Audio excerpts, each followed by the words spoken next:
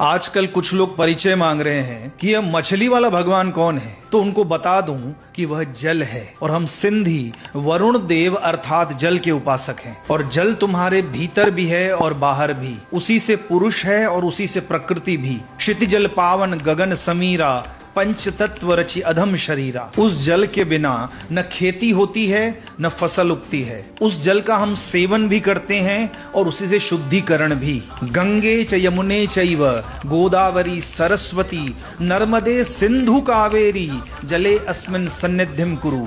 देह और आत्मा को पवित्र करने वाली सप्त नदियों में सिंधु नदी का भी उल्लेख हमें शास्त्रों में मिलता है। जिस सिंधु नदी का उद्गम कैलाश पर्वत के उत्तुंग शिखर से होता है, जो कि भारत में बहती हुई फिर पाकिस्तान में प्रवेश करती है, और जिस सिंधु नदी से सिंध प्रांत और सिंधी सभ्यता का नाम पड़ा था, जो कि भारत की इस पावन धरा पर बहती है। इस सभ्यता का नाम सभी स्थिर मुद्रा में खड़े होकर राष्ट्रगान में लेते हैं।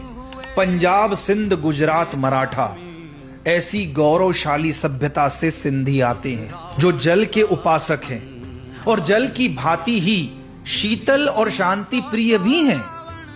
किंतु जल के भीतर बड़वा नल नामक विस्फोटक अग्नि धधकती रहती है, जो समय आने पर प्रलय का कारक भी बन सकती है।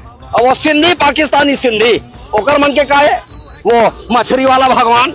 और रही बात मछली वाले भगवान की, तो भगवान विष्णु के 24 अवतारों में प्रथम अवतार मत्स्य अवतार यानी कि मछली का अवतार ही माना गया है। यहाँ तक कि यजुर्वेद में भी वरुण को भगवान विष्णु का अंश ही कहा गया है।